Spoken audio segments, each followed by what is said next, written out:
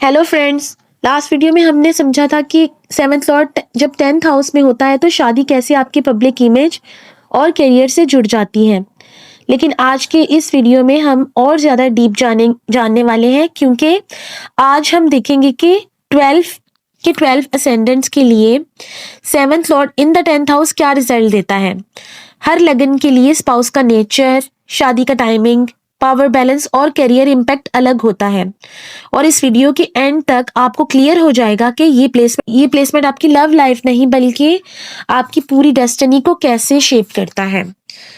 जब हम seventh Lord 10th house for all ascendant का डिटेल एनालिसिस करते हैं तो सबसे पहले ये समझना जरूरी होता है कि seventh house marriage, spouse, partnership और पब्लिक डीलिंग्स का घर होता है, और 10th house career, status, authority और दुनिया के सामने पहचान का।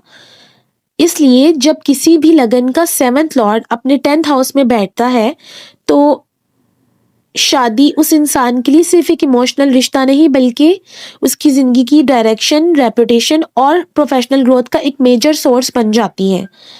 अब हम देखते हैं एरीज असेंडेंट के लिए सेवन्थ लॉर्ड वीनस होता है, और जब वीनस 10th हाउस कैप्रिकॉर्न में जाता है तो स्पाउस बहुत प्रैक्टिकल, मैच्योर, करियर फोकस्ड और डिसिप्लिन्ड होता है। ऐसे लोग अक्सर शादी के बाद अपनी लाइफ में स्ट्रक्चर और फाइनेंशियल स्टेबिलिटी देखते हैं, लेकिन रोमांस थोड़ा कम और रिस्पॉन्सिबिलिटी ज़्यादा होती है। स्पाउस आपके काम को प्रायोरिटी देता है और आप दोनों मिलकर एक स्टेबल लाइफ बिल्ड करते हो। टॉरस असेंडेंट के लिए सेवन्थ लॉर्ड मार्स होता है, और जब मार्स 10th हाउस यानी एक्वेरियस में होता है तो स्पाउस बहुत एम्बिशियस, इंडिपेंडेंट और थोड़ा रेबेलियस टाइप होता है।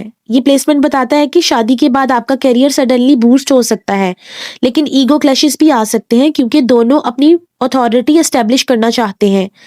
जेमिनी असेंडेंट के लिए सेवन्थ लॉर्ड जुपिटर होता है, और जब जुपिटर 10th हाउस यानी पाइसिस में होता है तो स्पाउस बहुत वाइज, स्पिरिचुअल और सपोर्टिव होता है। ऐसे लोगों की शादी उनके करियर में ब्लेसिंग लाती है, नाम, इज्जत और सोशल रिस्पेक्ट मिलता है, और स्पाउस आपका सबसे बड़ा गाइड बन जाता है।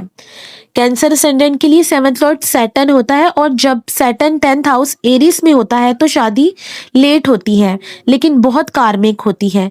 स्पाउस स्ट्रिक्ट, सीरियस और ड्यूटी ओरिएंटेड होता है और आपकी जिंदगी में डिसिप्लिन और लॉन्ग टर्म स्टेबिलिटी लाता है, लेकिन इमोशनल वार्मथ कम हो सकती है। लियो असेंडेंट के लिए सेवन्थ लॉर्ड सैटर्न होता है, और जब सैटर्न 10th हाउस यानी टॉरस में होता है तो स्पाउस फाइनेंशियली स्ट्रॉन्ग, ग्राउंडेड और रियलिस्टिक होता है। ऐसे लोगों की शादी उनकी वेल्थ और स्टेटस को बहुत इंप्रूव करती है, और स्पाउस उनकी करियर में एक पिलर बन जाता है। वर्गो असेंडेंट के लिए सेवन्थ लॉर्ड जुपिटर होता है, और जब जुपिटर 10th हाउस यानी जेमिनी में होता है तो स्पाउस इंटेलिजेंट, कम्युनिकेटिव और नेटवर्किंग में स्ट्रांग होता है। ऐसे लोगों की शादी उनके प्रोफेशन को एक्सपोजर और अपॉर्चुनिटीज देती हैं, लेकिन कभी कभी मिसअंडरस्टैंडिंग भी हो सकती है। लिब्रा असेंडेंट के लिए सेवन्थ लॉर्ड मार्स होता है, और जब मार्स 10th हाउस कैंसर में होता है तो स्पाउस इमोशनली इंटेंस और प्रोटेक्टिव होता है।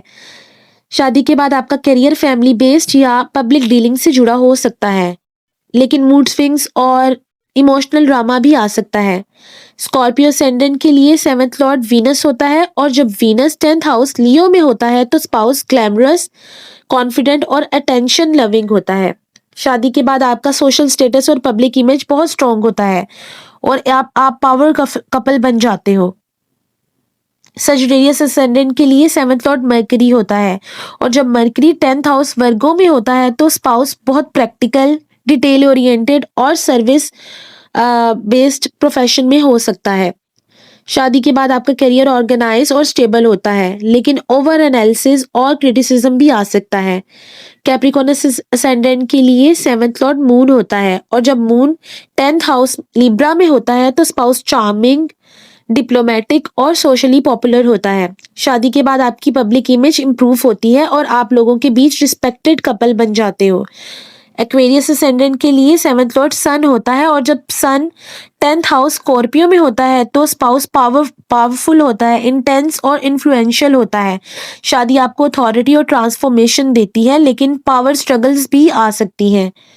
और पाइसेस असेंडेंट के लिए 7th लॉर्ड मरकरी होता है। और जब मरकरी 10th हाउस सेजिटेरियस में होता है तो स्पाउस एजुकेटेड, फिलोसॉफिकल और इंटरनेशनल एक्सपोजर वाला होता है। शादी के बाद आपका करियर टीचिंग, ट्रैवल या मीडिया से जुड़ा हो सकता है और आप दोनों एक विजन शेयर करते हो। इन सब प्लेसमेंट का कॉमन थीम ये है कि 7th लॉर्ड जब 10th हाउस में होता है तो स्पाउस आपकी कार्मा का हिस्सा बन जाता है। आपका रिश्ता दुनिया के सामने विजिबल होता है और आपकी शादी आपकी डेस्टिनी का एक पब्लिक चैप्टर बन जाती है।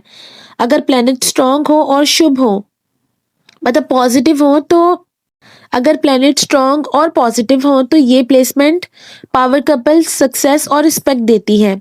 लेकिन अगर प्लैनेट्स अफ्लिक्टेड हो तो शादी कैरियर प्रेशर, पब्लिक क्रिटिसिज्म और पावर स्ट्रगल के सबब बन सकती है।